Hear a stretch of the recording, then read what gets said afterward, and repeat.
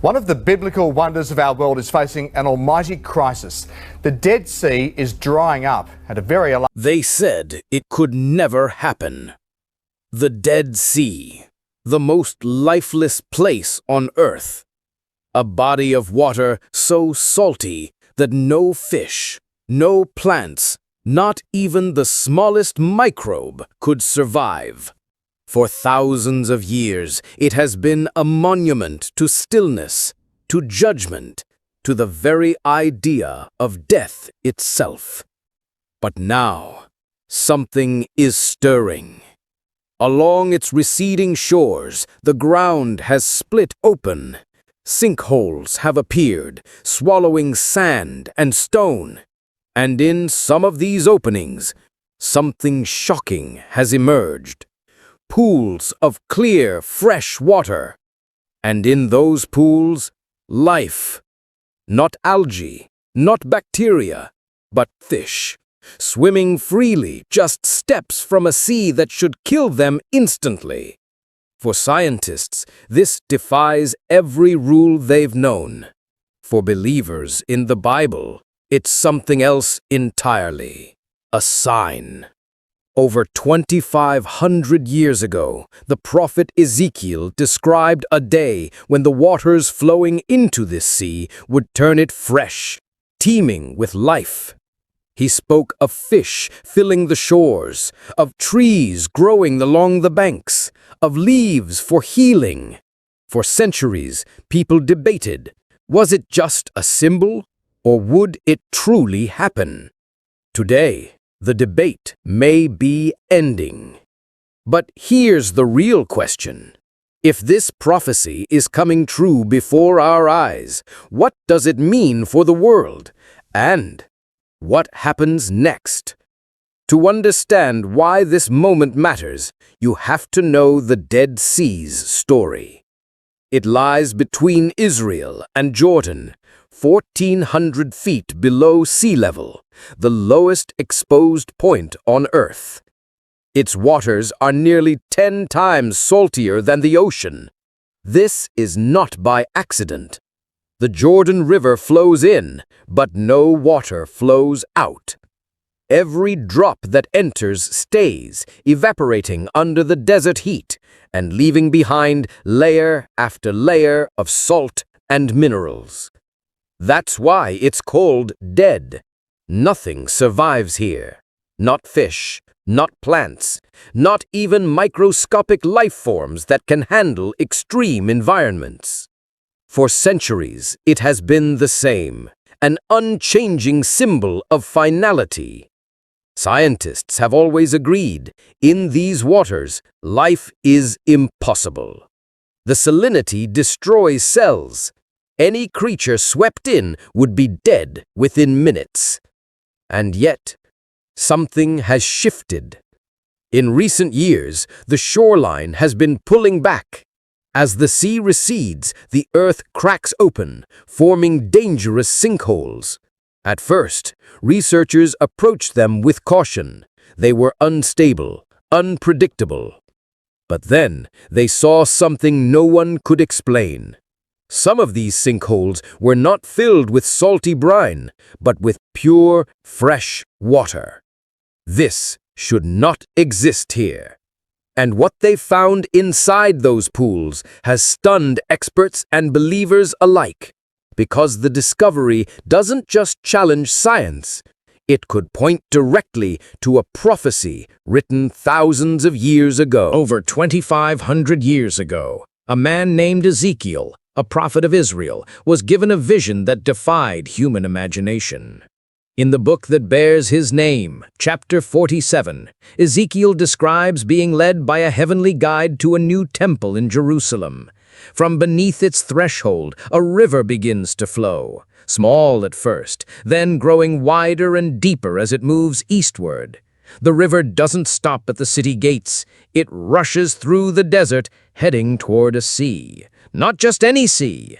Scholars believe this is a direct reference to the Dead Sea, the same lifeless waters we see today.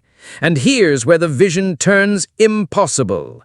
Ezekiel writes, "When the waters flow into the sea, the waters will become fresh, and every living creature that swarms will live.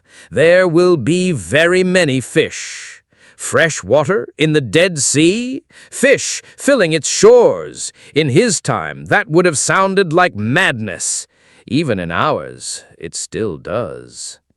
For centuries, people argued over what Ezekiel meant. Was it a spiritual symbol, a picture of God bringing life to the lifeless, or was it a literal prediction of a physical transformation? And yet in our own generation, as the Dead Sea retreats and freshwater pools appear with living fish inside, the lines between symbolic and literal seem to be blurring. But Ezekiel's vision doesn't end there. What he saw next takes the prophecy even further, and what's now happening in Israel may be just the first step. It began quietly. No press releases, no worldwide headlines, just a slow, silent change along the edges of the Dead Sea. As the shoreline retreated, sinkholes began to open, deep, gaping wounds in the earth.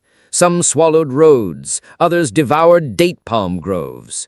At first, they were nothing but hazards, but then researchers noticed something strange.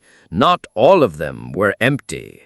Some cradled crystal-clear pools of water.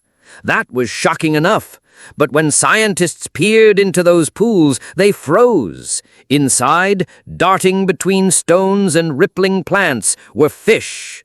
Not one or two, many. These were not saltwater survivors. These were freshwater species, alive, thriving, and completely out of place. Beside them grew green algae. In some locations, even small crabs had appeared. All of this just meters away from a sea that kills life in minutes. Israeli photojournalist Noam Bedin captured these scenes, calling them a miracle, the fulfillment of prophecy. His photographs went viral among prophecy watchers, showing shimmering scales beneath the water's surface, surrounded by desert rock. Scientists were more cautious. They explained that underground springs could be feeding these pools, creating isolated ecosystems. But even they couldn't deny. This was extraordinary. It was new, and it was happening right where Ezekiel said life would return. Could it be coincidence? Could it be the start of something much bigger?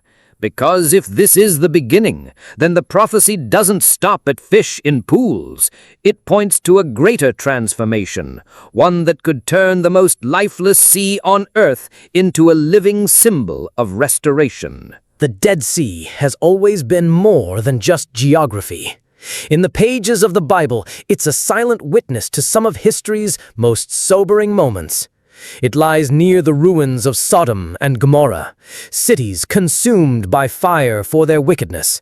For centuries, its lifeless waters have stood as a warning, a place where nothing grows, nothing breathes, nothing survives. A symbol of judgment, finality, and the end of hope. But Ezekiel's prophecy turns that image upside down. He saw water flowing into the sea, not the brine that suffocates, but living water that heals. He saw fish swarming where none had ever lived.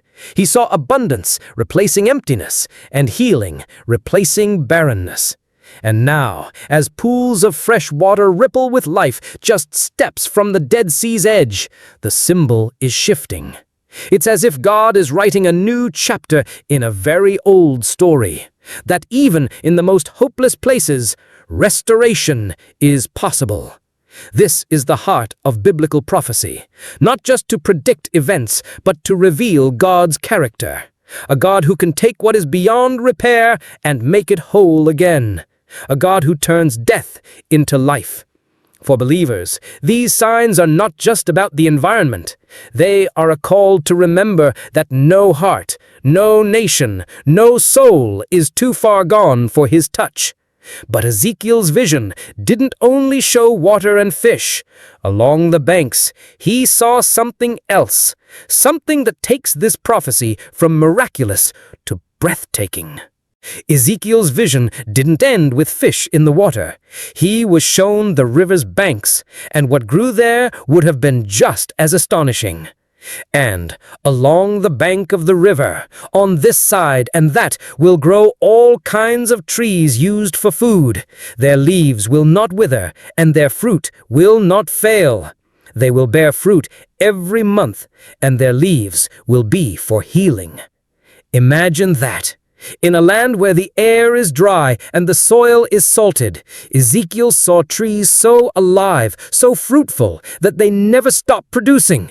Every month, a fresh harvest, leaves with healing properties, a vision of abundance so constant that it echoes the Garden of Eden itself. For centuries, this was poetry, beautiful but impossible. In the Dead Sea's desolate climate, nothing grows on the shore. Yet today, along the edges of those freshwater pools, green shoots have begun to appear. Small plants, nourished by the flow of living water, are breaking through the dust. It's only the smallest glimpse, but it's enough to stir the imagination and the heart. These trees in Ezekiel's vision are more than botany. They are symbols. Symbols of God's power to heal not just the land, but the people. To restore life to nations and souls long thought barren. If even a corner of the Dead Sea can see this kind of transformation, what might happen if the prophecy continues to unfold? And that question leads us to another, one that connects this ancient vision to the signs Jesus said we would see before his return. Ezekiel's prophecy paints a picture of restoration, but the Bible doesn't stop there. In the New Testament, Jesus himself told his followers to watch for certain signs, events on the earth that would signal his return was drawing near. In Luke 21:28, he said, "When these things begin to take place, stand up and lift up your heads, because your redemption is drawing near." What are these things? Wars and rumors of wars, nations rising against nations, earthquakes in various places, unusual changes in the earth itself, and yes, signs in the land of Israel that would draw the eyes of the world.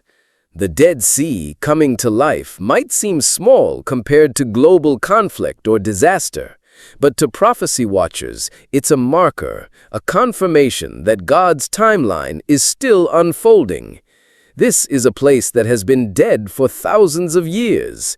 If life can return here, exactly as foretold, then the other prophecies tied to Israel's future could be closer than many think. And that thought leads to a sobering possibility. Because in Scripture, restoration and judgment often move hand in hand. The same God who brings life to dead waters is the one who warns of a world that will face his justice. So the question is not just, is the Dead Sea fulfilling prophecy? But, if it is, what does that mean for the rest of us? And how soon could the next sign appear? The answer might lie in the very next part of Ezekiel's vision, and it's one detail that most people overlook. Ezekiel's vision wasn't just a blanket promise that the entire Dead Sea would become fresh. Buried in the details is a curious statement, one that's easy to miss but loaded with meaning. In Ezekiel 47:11, he writes, "But its swamps and marshes will not become fresh. They are to be left for salt." Think about that. Even in the midst of transformation, not every part of the sea changes. Some areas remain salty, untouched by the life-giving flow.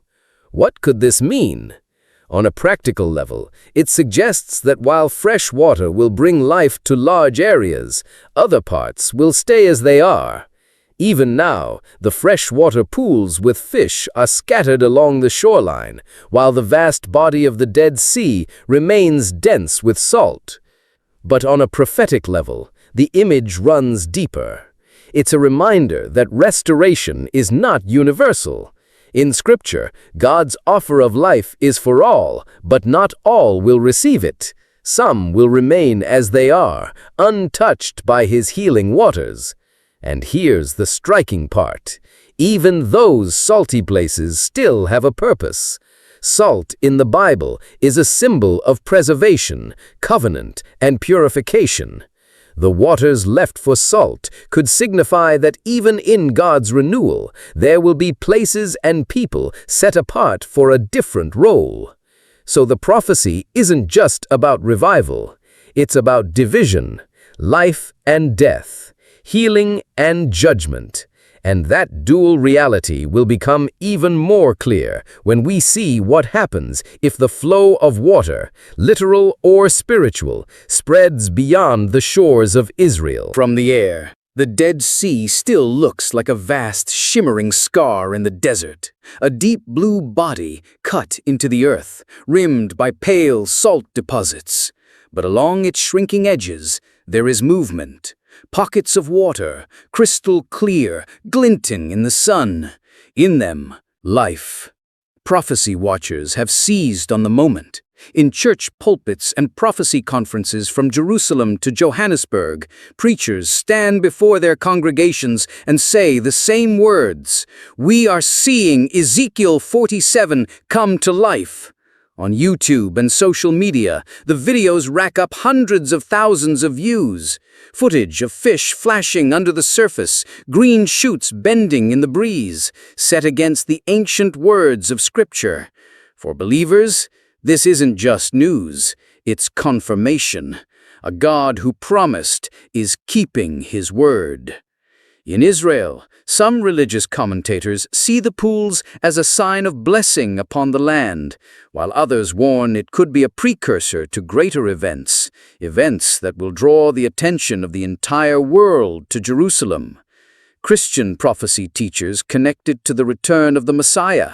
Jewish scholars recall centuries-old rabbinic writings that hinted at similar transformations in the last days. Scientists, meanwhile, speak a different language. Hydrologists explain that underground freshwater springs feed these sinkholes. When the salt layers dissolve, they collapse, forming basins that fill with clean water. These pools create isolated microenvironments where fish, carried in by birds or floods, can survive. It's remarkable, yes, they say, but not supernatural. And yet, even in their caution, there's an undertone of awe, because nothing quite like this has been seen here before. Skeptics remain unconvinced. They call it coincidence, a fluke, the kind of anomaly nature occasionally produces without divine help. Temporary pools in a desert don't fulfill prophecy, they argue. Give it time, they'll evaporate or turn salty again. And yet, the timing troubles them. In an age where the Middle East is already the focal point of political and religious tension, could these mere pools fan the flames of something bigger? Could they become yet another reason the eyes of the world fix on Israel? Because while the debates rage, the land keeps shifting. Sinkholes are multiplying. Some estimates say more than 1,000 have formed in the last 2 decades. Some pools vanish in a season. Others remain and expand. The cycle continues, unpredictable and unstoppable. Whether you call it prophecy, geology, or chance, one fact remains. These scenes match a vision written more than 2 millennia ago. And the question no one can answer with certainty is this: are we witnessing the first drops of a river that Ezekiel saw in its fullness? What comes next? If what we're seeing now is just the beginning, then Ezekiel's prophecy isn't even close to finished. His vision spoke of a river, not small pools clinging to the shoreline, but a torrent flowing directly from the temple in Jerusalem, cutting through the desert, pouring into the Dead Sea. A flood of living water so powerful it would transform everything in its path. He described fishermen standing along the shores, casting their nets into waters once deadly, now overflowing with life. He saw trees so fruitful they bore harvest every month, their leaves never withering, their branches heavy with food, their foliage holding healing for the nations. This was not a small change. It was total renewal. We're not there yet. The Dead Sea's core remains what it has always been, thick, briny, lifeless. But along the edges, the change has begun. As tiny as it seems, these pools are cracks in the wall of what was thought to be impossible. And in prophecy, impossibility is often the first thing God overturns. The implications ripple far beyond the shoreline, because if Ezekiel's words about the Dead Sea are manifesting in literal form, then what does that mean for the rest of his vision? Could it signal the approach of other prophecies tied to the end of the age, the rebuilding of the temple, the gathering of nations, the final confrontation over Jerusalem? Some say yes. Others urge caution. But prophecy rarely unfolds with the consent of the doubters. And here is the reality we cannot ignore. Signs like this are never isolated. In the prophetic timeline, one sign bleeds into another, accelerating like birth pains. We've already seen the regathering of Israel as a nation, the rise of global alliances once thought impossible, wars and rumors of wars echoing in the background. Could the Dead Sea's awakening be another piece clicking into place? Right now, we stand in the tension between already and not yet. The edges of the prophecy are visible, but the center remains unseen. The current is moving, but the river has not yet arrived. The choice is whether to shrug or to see. Because if this really is the stirring of Ezekiel's vision, then the waters are not the only thing about to rise. And when the next surge comes, it won't just change the shoreline, it will change the world.